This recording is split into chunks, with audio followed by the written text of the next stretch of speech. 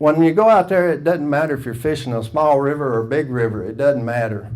You're going to fish them basically the same. They're all going to have some unique features in the bends, inside, outside. Sometimes right out in the middle of the river is the best place to fish. So there's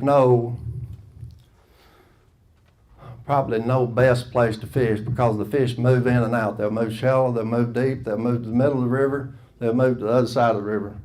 So just picture it as a baseball plate.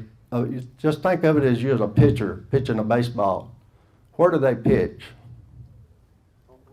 They'll pitch the edges, which will be the inside or the outside bend. And then sometimes they'll throw it right down the gut and somebody knock a home run, right?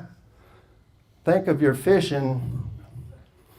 That's how you pick a big area of water apart.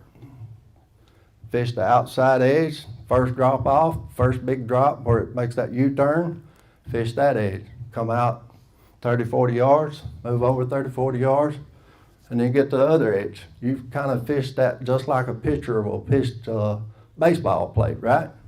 So you fish that area thoroughly, and just like Joe Lucky said up there, you trying to catch the active fish.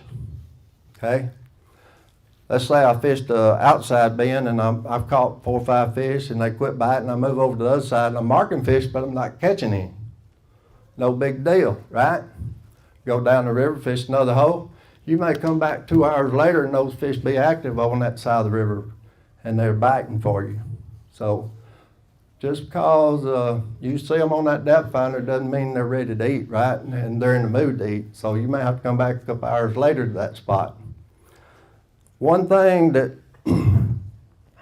I noticed that was wrong, and an old fisherman told me this one time, and I was below Pitwick Dam, and I strongly encourage you not to ever do this. If you're drifting and you're catching fish, never ever run back over them with a boat motor, especially blue cat.